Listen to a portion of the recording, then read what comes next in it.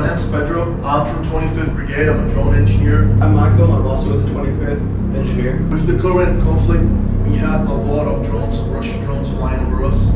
So with the help of the 25th Brigade, we developed this interceptor. It's built by us, it's designed by us. We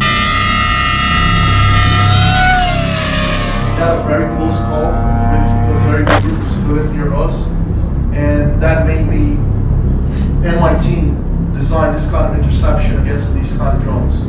These drones utilizes normal FPV components like normal FPV controllers, normal FPV motors, normal FPV propellers, normal antennas.